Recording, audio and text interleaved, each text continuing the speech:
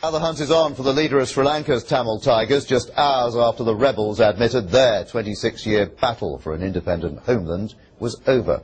They announced they were silencing their guns, but there is still some fighting between the Tigers and the Sri Lankan army in a tiny strip of land in the north of the country. Thousands of civilians are reported to have been killed in recent days, and the United Nations human rights body has called for a war crimes investigation. Let's get the latest now from Colombo. Here's our correspondent, Damien Grammaticus. It looks almost apocalyptic. The scene of the final battles in Sri Lanka's war. Smoke billows over the tents where 50,000 civilians had been trapped alongside the last Tamil Tiger fighters. The army's victory has come at a heavy price. 250,000 Tamil civilians were trapped alongside the fighters as they retreated.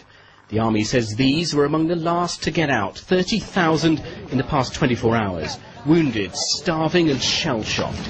Ahead of them, government camps where they will be held behind barbed wire. The government has consistently understated the number of people coming out. In turn, the preparations are understated. We now will have 250,000 people, 4 times the number of people that were there just a few weeks ago.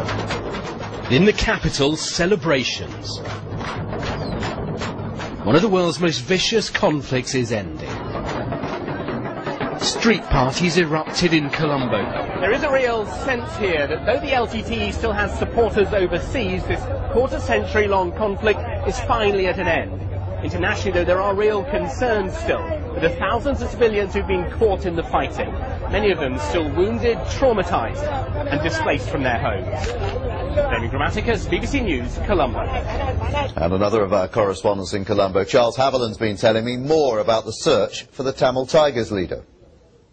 The Defence Secretary said late on Sunday that the government still had seen no sign of Prabhakaran.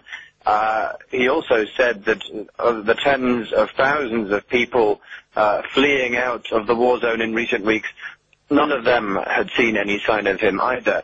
So I think that this is still an enduring mystery. At the same time, however, the Ministry of Defence website says that the bodies of some prominent Tamil Tiger leaders have been found, some of them in what it calls mopping up operations.